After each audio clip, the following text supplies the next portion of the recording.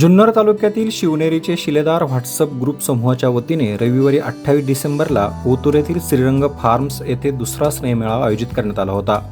यावेळी समूहाचे सदस्य व लेखक श्रीराम उर्फ रवी एरंडे लिखित हरिश्चंद्राच्या फॅक्टरीतील रत्ने या पुस्तकाचं प्रकाशन अखिल भारतीय मराठी चित्रपट महामंडळाचे अध्यक्ष मेघराज राजे भोसले यांच्या हस्ते करण्यात आलं।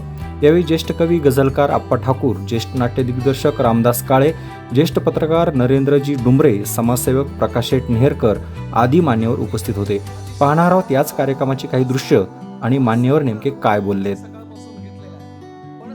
मात्र असे आहेत की त्यांना मोजकं बोलायला आवडतं आणि खूप सारं ऐकायला आवडतं आणि म्हणून त्यांच्या गझलांमध्ये प्रत्येक सामान्य व्यक्ती ही त्यांनी शब्दबद्ध केलेली आहे। गडकरी रंगायतनमध्ये आपण सर्वजण गेला असाल, तिथे आप्पांच्या गुंतलेले पाश या गझल संग्रहाचं प्रकाशन झालं। 3 तासामध्ये सगळी आवृत्ती संपली। अनेक कवी त्या ठिकाणी उपस्थित होते। इथे गझलांचा कार्यक्रम रंगत आला होता।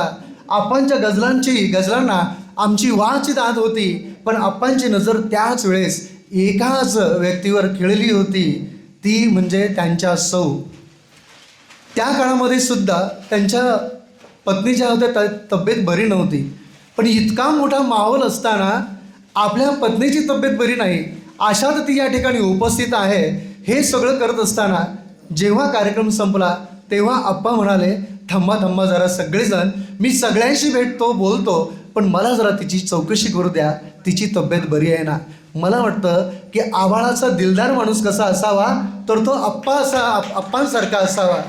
आणि म्हणूनच आयुष्यभर ज्यांनी अतिशय जपलं, त्यांच्या पत्नींचं 2017मध्ये निधन झालं, पण त्याच्या आठवणीमध्ये त्या आठवणींची सोबत निरंतर आप्पांबरोबर आहे।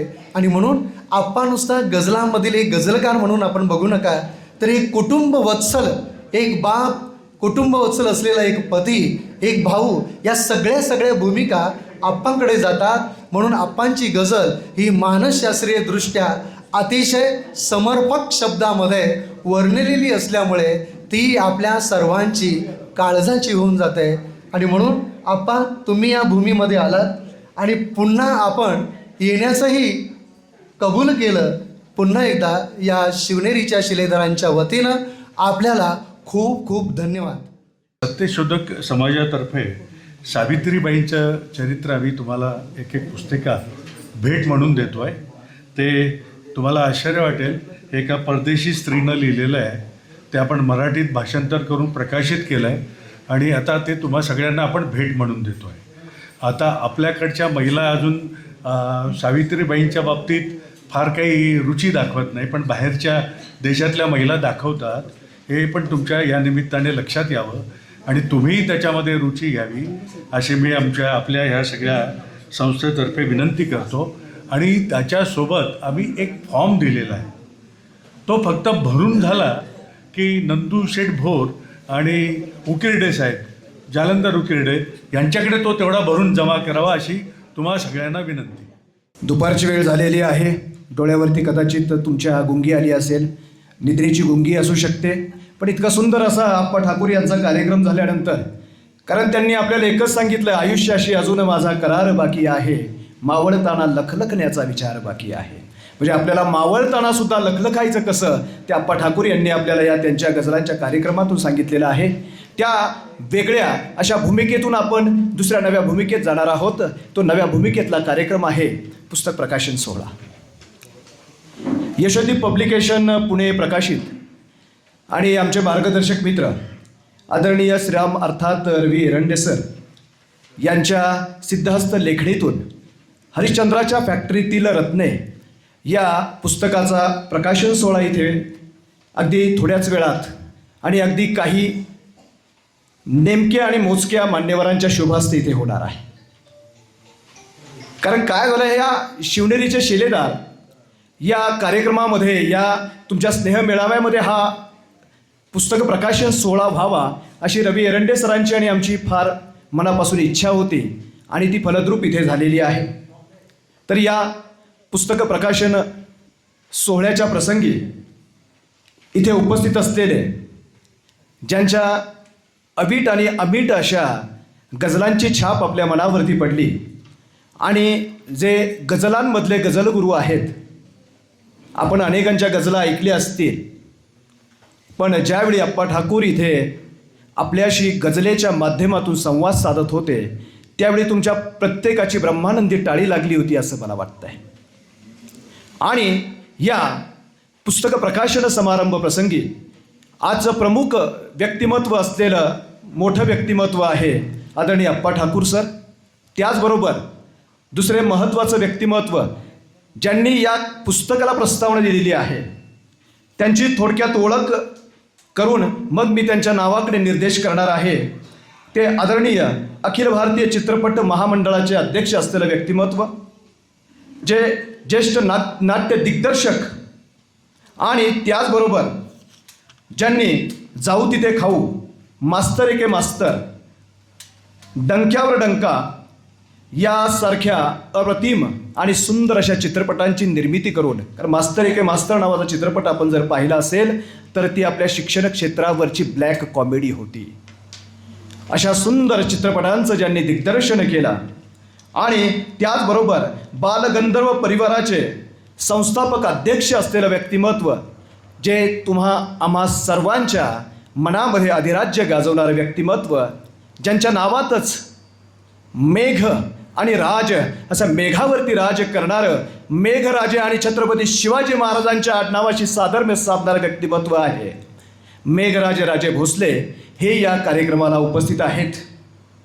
मी त्यांचं इथे शब्दसुमनांनी स्वागत करतो. त्याचबरोबर रामदासजी काळे ज्येष्ठ नाट्य दिग्दर्शक आहेत, त्यांचंही मी इथे सहर्ष स्वागत करतो. त्याचबरोबर सामाजिक कार्यकर्ते ज्यांनी आपल्या बोलण्यातून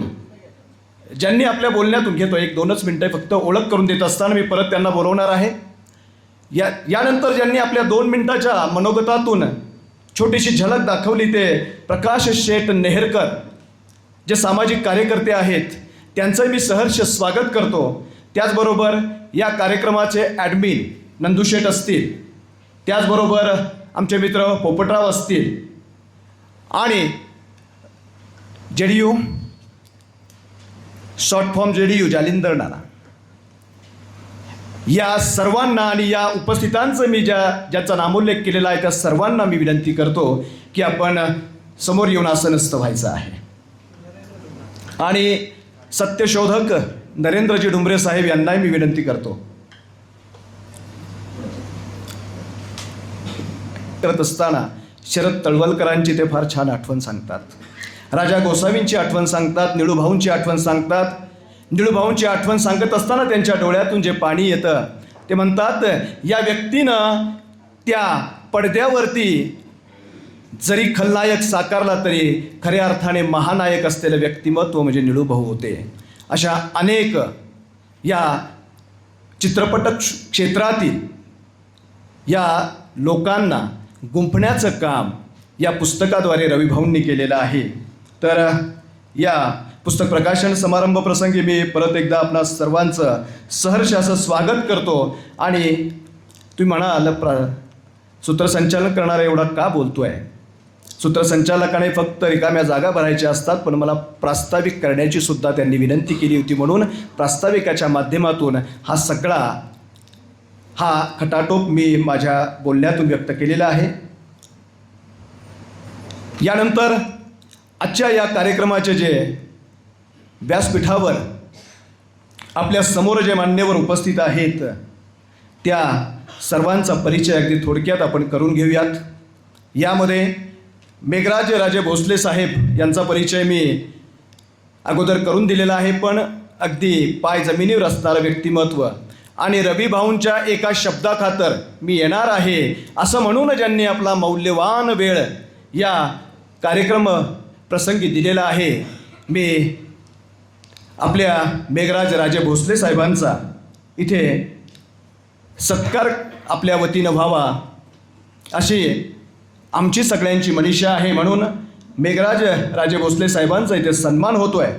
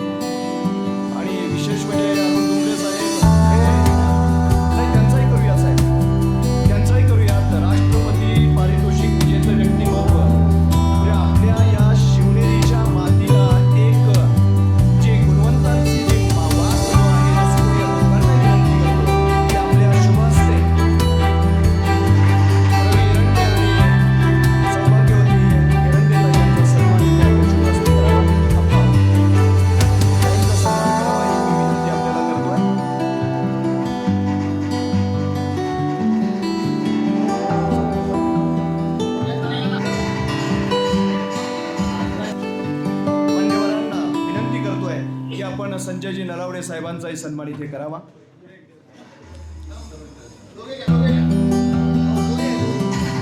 या.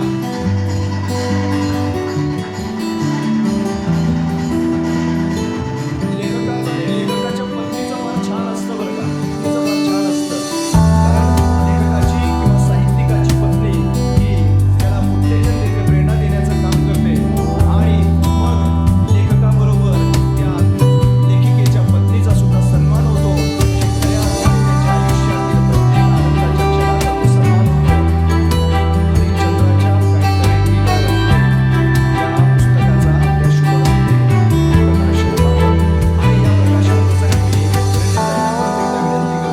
की आपणही प्रकाशनासाठी पुढे यायचं आहे आणि नलावडे सरांना मी विनंती करतो आपणही उभे राहा प्लीज. कारण या मेघराज राजे भोसले साहेबांनी जी प्रस्तावना दिली तिचं शब्दांकन करण्याचं काम हे संजय नलावडे सरांनी केलेलं आहे.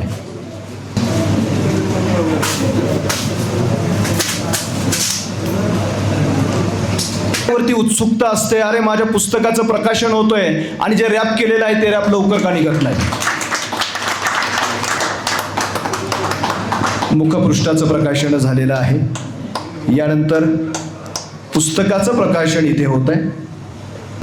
हे पुस्तक वाचायची इच्छा होणार आहे.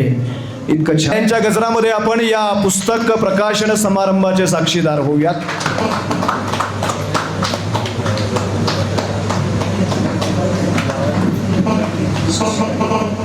मान्यवरांचे यानंतर वैभव या त्यांच्या दुसऱ्या पुस्तकाच्या मुखपृष्ठाचं इथे अनावरण करायचं आहे. शिवनेरीची श्रीमंती या पुस्तकाचं आम्ही रायचंद सर होते त्यावेळी 2 वर्षांपूर्वी त्यांच्या मुखपृष्ठाचं अनावरण या चाळकवाडी येथील साहित्य संमेलनामध्ये आम्ही केलं होतं. ते पुस्तक खूप गाजलं कारण सरांची ती लेखनशैली खूप छान आहे.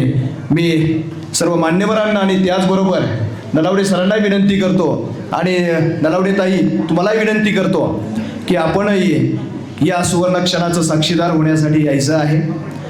पुस्तक प्रकाशन होईल पण मुखपृष्ठाचं प्रकाशन होणं ही खरी तेवढीच महत्त्वाची गरज असते. या मुखपृष्ठाचं अनावरण व्हावं, त्याचं प्रकाशन व्हावं.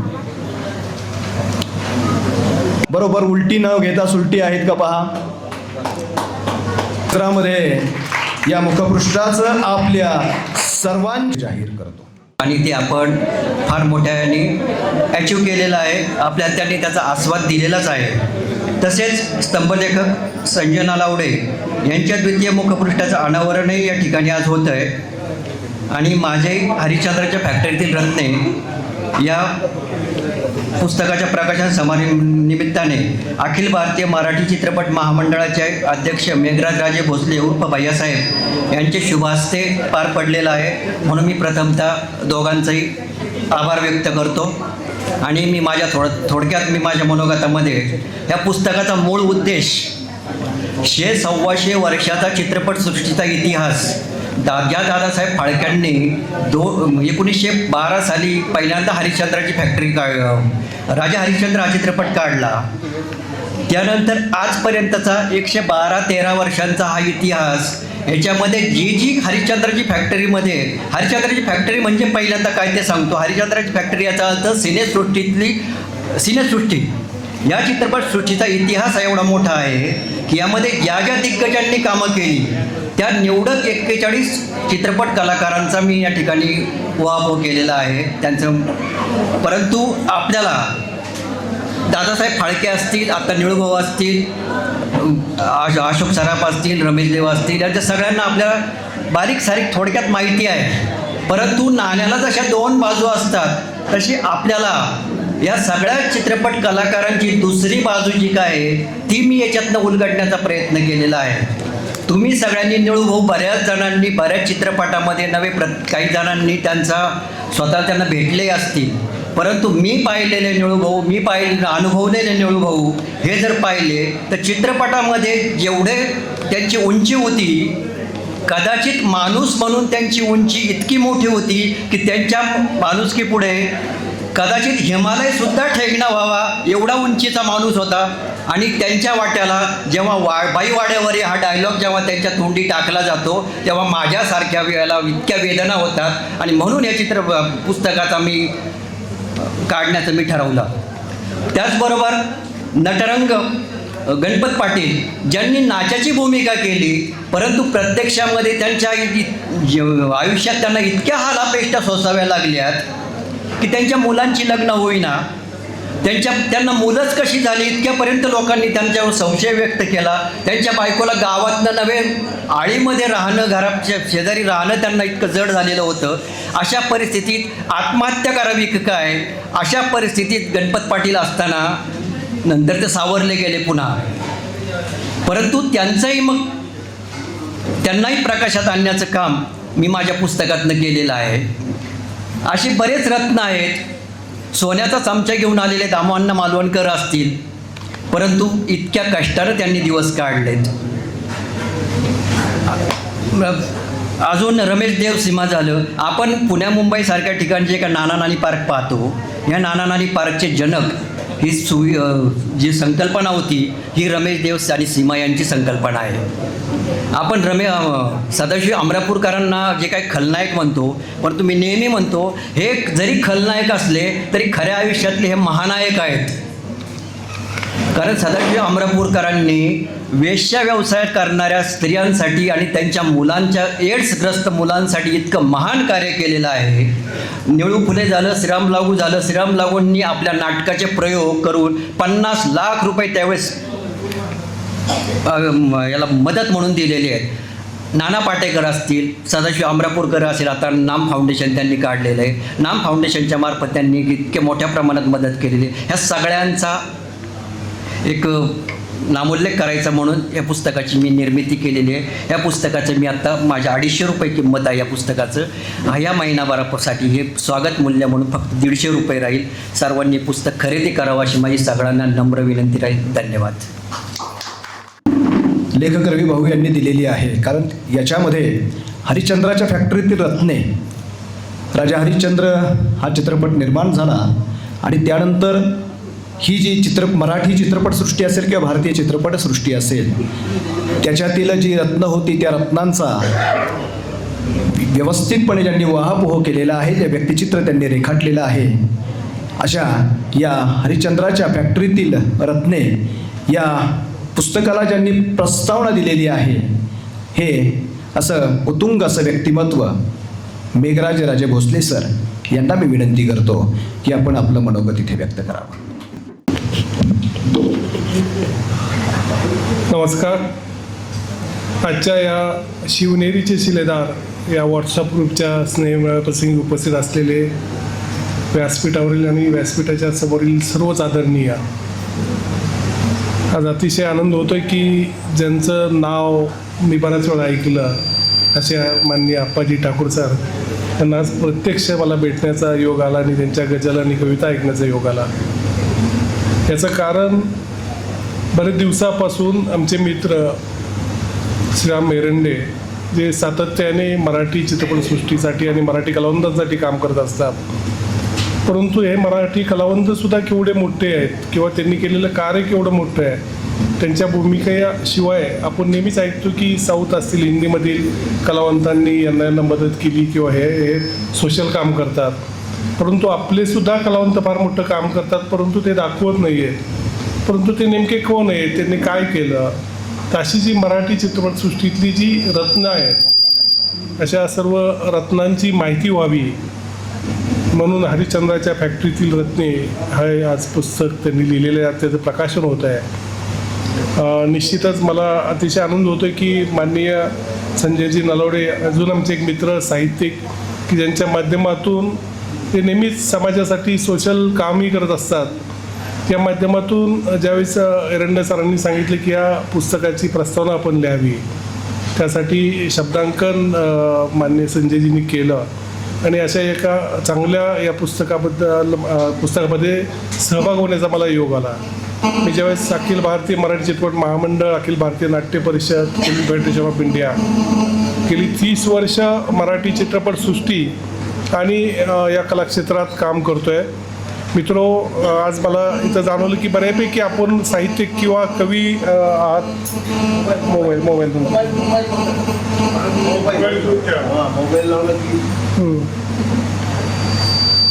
ते करत असताना समाजाला, मराठी चित्रपटसृष्टीला, मराठी रंगभूमीला साहित्याची फार गरज आहे. उत्कृष्ट असं साहित्य साठा मराठीमध्ये आहे, परंतु आपल्यासमोर तो येत नाही आहे. तर अशासाठी नवीन साहित्यिकांना अशा प्रकारचं एखादं गेट टुगेदर होणं, त्यांना रंगमंच उपलब्ध होणं आणि त्या माध्यमातून त्यांच्या या कलाकृती लोकांपुढे येणे. अनेक मोठे लेखक आहेत. ज्यावेळेस मी फिल्म फेडरेशन ऑफ इंडियाचा व्हाईस प्रेसिडेंट म्हणून भारतभर फिरतो, सर्व रिजनल लँग्वेज, हिंदी लँग्वेजचाही करत असताना मराठी साहित्याबद्दल फार आदराने बोललं जातं. निश्चितच मराठी साहित्यकारांमध्ये तेवढी ताकद आहे की मोठ्या कलाकृती मराठी साहित्यातून घडलेल्या आहेत. यासाठीच भविष्याने येणारे नवीन लेखक असतील, कवी असतील किंवा कलाक्षेत्रात इतर विभागात काम करणारे व्यक्ती असतील, यांना यापूर्वी ज्या रत्नांनी काम केलेलं आहे मराठी चित्रपटसृष्टीसाठी, या रत्नांबद्दल माहिती व्हावी म्हणून आज श्रीराम सरांनी हे पुस्तक लिहिलेलं आहे. निश्चित मला आनंद होतो आहे की हे पुस्तकाचं आज प्रकाशन होत आहे. अशा चांगल्या कलाकृती मराठी चित्रपटसृष्टीमध्ये याव्यात, मराठी साहित्यामध्ये याव्यात. आणि त्याचबरोबर आज संजय नलावडे सरांचं सुद्धा नवीन पुस्तकाचं पोस्टर अनावरण होत आहे. त्यांचंही मी अभिनंदन करतो. मी जास्त वेळ घेत नाही. या माध्यमातून आमचे मित्र की जे फार मोठे नाट्य दिग्दर्शक आहेत, रामदासजी काळेचा, हेही सुद्धा इथं आलेत. त्यांचाही भेटण्याचा योग आला. नेहरकर सर असतील, याचे आयोजक डुमरे सर असतील आणि सर्वच आयोजन समिती, अतिशय आपला चांगला ग्रुप आहे. मोठे साहित्यिक आहात. निश्चितच आपण सुद्धा कधीही मी पुण्यामध्ये असतो, तर या कलाक्षेत्रामध्ये आपल्याला काही इतर पुढे काही कुणाला करिअर करायचं असेल किंवा एखाद्याकडे चांगली कथा असेल, त्यात चित्रपट निर्माण व्हावा, नाटक निर्माण व्हावं, कुठली कलाकृती व्हावी, या संदर्भात तर माझी काही मदत लागली तर निश्चित आपण माझ्याशी संपर्क साधावा एवढीच मी विनंती करतो. आणि आज श्रीराम एरंडेंच्या या नवीन कलाकृतीला, नवीन पुस्तकाला मी शुभेच्छा देतो. त्यांच्या हातून अशाच चांगल्या कलाकृती भविष्यात घडाव्यात. आपल्या माध्यमातूनही चांगले कवी, गीतकार किंवा लेखक इंडस्ट्रीमध्ये पुढे यावेत असं आपल्या सर्वांना मी शुभेच्छा देतो आणि माझे 2 शब्द संपवतो. धन्यवाद. थँक्यू. संजयजी नलावडे सरांना मी विनंती करतो की आपण आभार प्रदर्शनाचं गोड काम करावं. खूप उशीर झाला आहे, 2च मिनटं घेतो. आपल्या सर्वांना मनापासून नमस्कार. आज सकाळपासून जवळजवळ 11 वाजल्यापासून आपण एका जागेवर बसून आहात, परंतु शिवनेरीचे शिलेदारचा दुसरा स्नेह मिळावा त्याच्यासाठीचा असलेला आपल्या सगळ्यांचा उत्साह आणि त्या कार्यक्रमामध्येच एक छोटेखानी पुस्तक प्रकाशन सोहळा आणि माझ्या दुसऱ्या पुस्तकाचा मुखपृष्ठ अनावरण सोहळा हाही आयोजकांनी संधी दिली आणि म्हणून या ठिकाणी आयोजित करण्यात आला. मी सर्वप्रथम आपल्या सगळ्यांना मनापासून धन्यवाद देतो. त्याचप्रमाणे सर्व ॲडमिन ग्रुपलाही मनापासून धन्यवाद देतो. त्याच्यानंतर ह्या एरंडे सरांचं जे पुस्तक आहे, हरिश्चंद्रच्या फॅक्टरीतील रत्न, ह्या पुस्तकाचा प्रवास, याच्यामध्ये आणखीन एक सहकारी किंवा याच्यामध्ये सुरुवातीपासूनचा एक वाटेकरी म्हणजे प्राध्यापक विजय लोंढे सर यांचाही त्याच्यामध्ये फार मोठा सहभाग आहे. आज ते सूत्रसंचालकाच्या भूमिकेत असल्यामुळं ते स्वतःबद्दल काही फारसं सांगू शकले नाहीत, परंतु खऱ्या अर्थाने एरंडे साहेबांना ह्या पुस्तकासाठी प्रवृत्त करण्याचं काम आणि प्रकाशक यशोदीप पब्लिकेशन आणि त्याच्या सर्व आदरणीय रुपालीताई अवचरे मॅडम यांच्याशी संपर्क साधून एरंडे साहेबांना सर्वतोपरी मदत करण्याचं काम प्राध्यापक विजय लोंढे सरांनी केलं आहे. त्यांनाही मी मनापासून धन्यवाद देतो. योगायोगाने ह्या पुस्तकात सहभागी होण्याची संधी मला मिळाली. सुरुवातीला एरंडे साहेबांनी ही प्रस्तावना लिहिण्यासाठी आपल्याच शिवजन्मभूमीतील एक प्रथित यश लेखक माननीय रवींद्रजी आंबले यांना विचारणा केली होती. रवींद्रजी आंबलेंनी ते दुसऱ्या एका पुस्तकामध्ये व्यस्त असल्याने माझ्याकडे बोट दाखवलं. मी माझ्या पुस्तकात बिझी असल्याने आणि एवढ्या चांगल्या पुस्तकाला एका चांगल्या उत्तुंग व्यक्तिमत्वाची प्रस्तावना असावी म्हणून एरंडे साहेबांना चित्रपट क्षेत्रातील एखाद्या मान्यवराची प्रस्तावना घ्या असं सुचवलं आणि त्यांनी मला तसं सांगितलं की कुणी असेल तर तुम्ही सुचवा. मी 2-3 नावं सुचवली. विश्वास पाटलांचंही नाव सुचवलं, पण ते साहित्य संमेलनात व्यस्त आहेत. आणि मग अचानक मला बेला तमाशा महोत्सव जवळ आला होता. भैयासाहेबांचं नाव सुचलं आणि मी त्यांना, आमचे मित्र जे आज इथे उपस्थित नाहीत, त्यांच्या भाच्याचं आज लग्न आहे बेलाला. भैयासाहेब इथून त्या लग्नासाठी जाणार आहेत. तर अनिल गुंजाळ जे भैयासाहेबांच्या खांद्याला खांदा लावून काम करत असतात, 82 सालापासून माझा त्यांचा चांगला परिचय आहे. त्यांच्या थ्रू भैयासाहेबांना विनंती केली, एरंडे साहेबांना त्यांना भेटायला सांगितलं आणि ती प्रस्तावना देण्याचं भैयासाहेबांनी एका मिनिटात मान्य केलं. परंतु त्याचं शब्दांकन करण्याची जबाबदारी मात्र त्यांनी माझ्यावर सोपवली आणि या पुस्तकात माझा प्रवेश झाला. ती प्रस्तावना त्यांना शब्दांकन आवडलं. त्याच्यानंतर त्या पुस्तकाचं थोडंसं प्रूफ रिडिंग आहे चेक करण्याचं काम मी केलं आणि अशा प्रकारे हे पुस्तक एरंडे साहेबांचं पहिलं पुस्तक मार्गी लागलं. भैयासाहेब आपल्या व्यस्त कार्यक्रमातून तुम्ही प्रस्तावनेसाठी वेळ दिला, चर्चा केली, आज वेळात वेळ काढून, खरं तर हा फार छोटेखानी कार्यक्रम आहे. मला स्वतःलाही याची जाणीव आहे की आपल्यासाठी फार मोठा रसिक वर्ग समोर असावा लागतो. परंतु ही जी मंडळी ती सगळी आदरणीय आणि दर्दी मंडळी आहेत. ही गर्दी जरी कमी असली तरी सगळी दर्दी आहे आणि प्रत्येक हे रत्न म्हणजे एक पुस्तक आहे आणि अशा सगळ्या व्यक्तिमत्वांसमोर आपल्याला घेऊन येताना मलाही आनंद झाला. आपण वेळात वेळ काढून या ठिकाणी उपस्थित राहिलात त्याबद्दल आपल्याला मनापासून धन्यवाद. आजचं आपलं दुसरं व्यक्तिमत्व ज्येष्ठ कवी गझलकार आप्पा ठाकूर आणि त्यांना आणणारे आपले शिलेदार कवी, युवा कवी वैभव वराडी, त्याचप्रमाणे त्यांच्याबरोबर उपस्थित असलेले आणखीन एक कवी जितेंद्र लाड, यांनाही मी मनापासून धन्यवाद देतो. आप्पा, आपण सकाळी आमच्या शिलेदारांच्या अगोदर इथे उपस्थित झाला आहेत त्याबद्दल दिलगिरी व्यक्त करतो. तुम्हाला थोडं थांबावंही लागलं, पण कवीला हे सगळं सहन करायची सवय असते. तुम्हालाही मनापासून धन्यवाद देतो.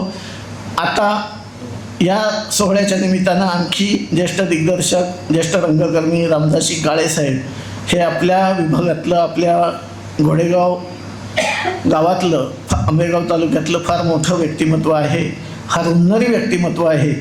त्यांचंही आज या निमित्ताने या ठिकाणी आगमन झालं.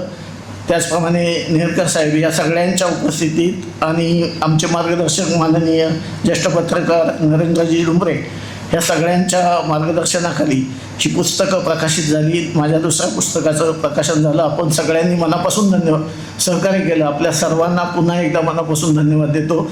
ॲडमिन ग्रुपलाही मनापासून धन्यवाद देतो. जेवणाची वेळ टळून गेलेली आहे.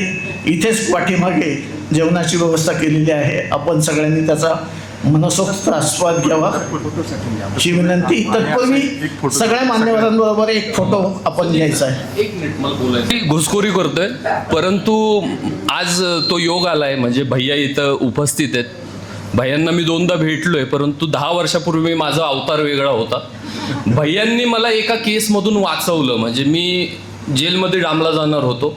कॅसेट नावाचा चित्रपट होता भैया, नाच खांदी जोड, ज्या को प्रोड्युसर होत्या, आणि नाचताईंनी तुमच्या माध्यमातून आम्हाला पोरांना वाचवलं. मी तो चित्रपट लिहिला होता आणि त्या दिग्दर्शकाने मला चोर बनवून कळवा पोलीस स्टेशनला महिनाभर त्रास दिला होता. तुम्ही चित्रपट महामंडळाचे अध्यक्ष आणि ती तुम्ही पूर्ण प्रोसेस बॅकस्टेज राहून, पडद्याच्या मागे राहून ती हँडल केली आणि आम्हाला वाईट वाटेवरतून जाण्यापासून रोखलं. आज भैया इथं आले आणि ती आठवण सांगावीशी वाटली खरं तर. धन्यवाद.